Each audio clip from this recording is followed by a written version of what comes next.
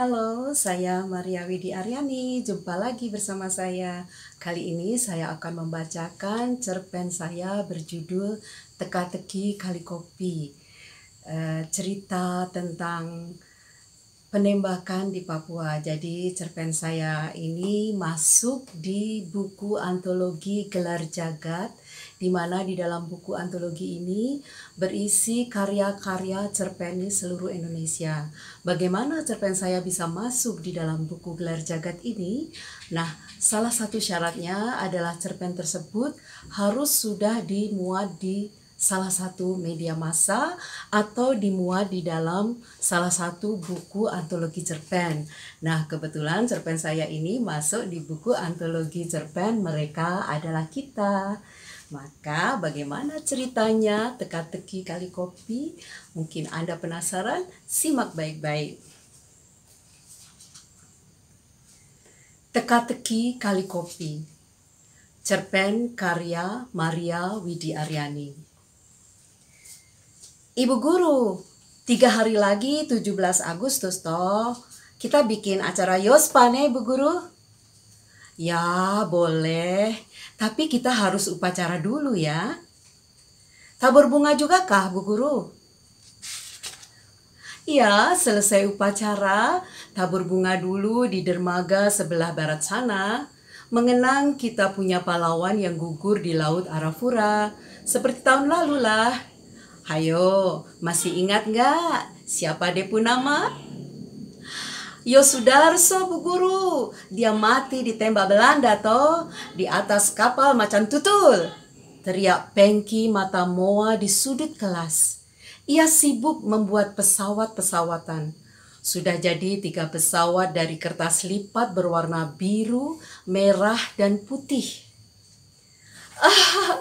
Pintar kamu Pengki, masih ingat ya cerita Ibu Guru? Kamu pintar juga bikin pesawat. Untuk siapa pesawat itu? Kok kamu bikin 3? Ini loh Bu Guru, yang merah dan putih mau terbang di atas Laut Arafura membawa bunga tabur untuk Yosudarso Bu Guru. Imajinatif sekali juga anak ini. Lalu yang biru untuk siapa? Tanyaku. Yang biru mau saya sopiri sendiri Bu Guru. Cus, ngeng, tabrak Bu Guru. Aduh, Pengki, awas kamu ya. Aku mengejar Pengki yang nakal, sudah menonjok perutku dengan pesawat birunya. Begitulah aku dan murid-murid. Mereka tidak merasa aku yang asli Jawa berambut lurus ini berbeda dengan mereka. Anak-anak memang polos, apa adanya. Hal ini yang membuat aku betah mengajar di Papua. Sudah 3 tahun aku akrab bersama murid-muridku kelas 5 di SD Impres, kampung terpencil Amole, Papua. Sebuah kampung di tepi Kali Kopi, anak sungai Aikwa yang merupakan muara Laut Arafura. Ini merupakan tahun ketiga aku mengadakan perayaan 17-an. Ingin menanamkan rasa nasionalisme terhadap anak-anak murid di tanah Papua. Ibu Guru, selesai tabur bunga kita Yospan toh? Iya kan Bu Guru? Sambung Pangkrasia sambil menangkap tangan kananku supaya berhenti mengejar Pengki. Sudah tentu Pangkrasia, kan kamu janji mau ajari Ibu Guru Yospan juga toh? Nanti Ibu Guru yang belum pandai menari ini masih suka injak-injak kaki kau waktu itu. Iyo Ibu Guru. Ibu Guru telah bisa menari. Nanti saya ajar lagi Ibu Guru jadi murid saya, oke? Siap Ibu Guru Pangkrasia. Siap. Aku gelitik perut Pangkrasia. Ia terbahak senang sekali. Pangkrasia, gadis kecil Kamoro yang paling lincah. Bulu mata lentik, bola mata hitam, hidung mancung, rambutnya selalu diikat ke belakang. Tidak mirip ekor kuda, karena keriting kecil-kecil. Kakinya kecil panjang seperti Pragawati, ciri khas perempuan suku Kamoro. Paling lincah jika sudah mendengar musik khas Papua dari alat musik ukulele dan tifa. Ia langsung seperti terbius melenggang lincah menari yospan. Tari yospan adalah tari gabungan dari dua tarian Papua, yaitu yosim dan pancar. Tari yosim berasal dari waropen. Gerak tarian lebih mengutamakan kebebasan dan mengekspresikan gerakan-gerakan yang mengandalkan kelincahan gerak. Sedangkan tari pancar berasal dari biak dengan gerakan lebih kaku, karena harus mengikuti irama tifa dan ukulele.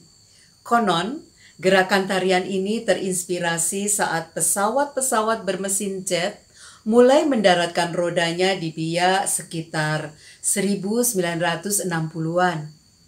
Saat itu sedang berlangsung konflik antara kerajaan Belanda dengan pemerintah Indonesia.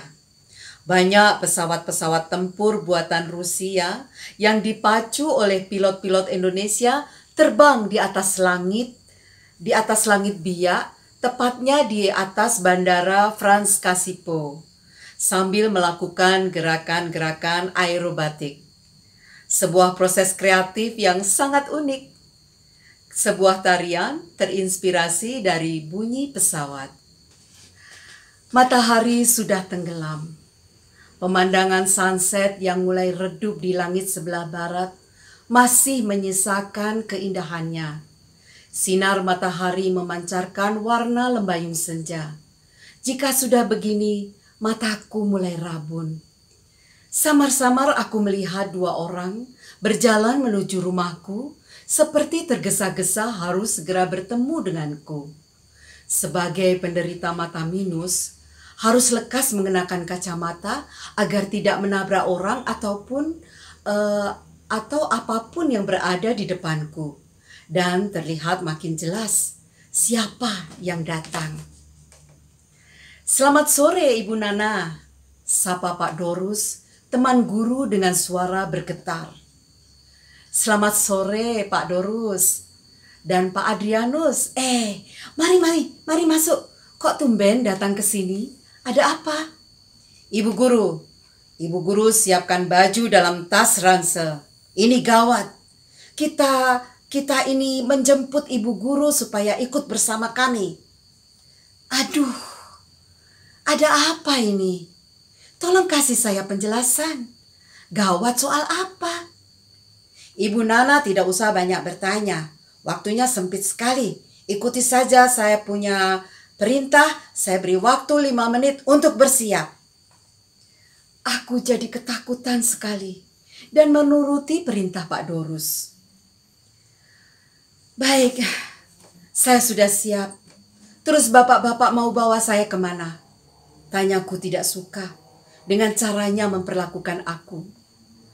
"Kami akan bawa Ibu Nana pergi." Kontan aku sudah tidak mempunyai nafsu untuk bertanya lagi. Karena Pak Dorus langsung menyeret tanganku. Pak Adrianus mendorongku dari belakang. Jantungku berdegup kencang sekali seperti hendak lolos dari dadaku. Tapi aku terpaksa menurut berpikir dan tetap menurut saja. Kami bertiga setengah berlari. Rupanya aku dibawa untuk naik bus yang diparkir di tempat yang agak tersembunyi. Tepatnya di simpang jalan yang menjauhi Kali Kopi. Dan agak masuk ke hutan sagu. Kulihat ada 4 bus berderet di situ. Di dalam bus yang kunaiki sudah dikumpulkan perempuan dan anak-anak. Tak ada suara, seolah mereka bisu semua. Aku semakin tidak paham. Pak Dorus dan Pak Adrianus kulihat langsung menuju bus lain di belakang bus yang kunaiki. Ketika aku berdiri hendak menghampiri Bu Robert yang duduk di jok belakang, memeluk Pankrasia, seseorang menegurku. Harap tetap duduk di tempat untuk memudahkan kami mengatur saudara-saudara." Aku menoleh. Suara Pak Darto, seorang tentara yang sudah kukenal 2 tahun lalu ketika ia bertugas di sini. Ramah dan baik ketika itu. Ia dari Jawa, asli Semanu Gunung Kidul. Setelah itu aku tidak pernah tahu keberadaannya. Baru kali ini aku melihatnya kembali, ia seperti tidak mengenaliku lagi. Aneh. Ia memberiku isyarat agar aku segera duduk. Matanya tajam, sangat serius. Tangannya memegang senapan berlaras panjang. Kemudian tiba-tiba Pak Darto bersuara lagi. Kali ini lebih tegas. Saudara-saudara, jika Anda mendengar tembakan, langsung tiarap. Ibu-ibu yang membawa anak-anak harap selalu melindungi anaknya terlebih dahulu. Bila keadaan genting, kami akan membawa ke tempat yang aman. Paham ya? Terima kasih. Kemudian pintu bagian sopir terbuka. Seseorang yang juga berbaju tentara masuk dan duduk di belakang setir.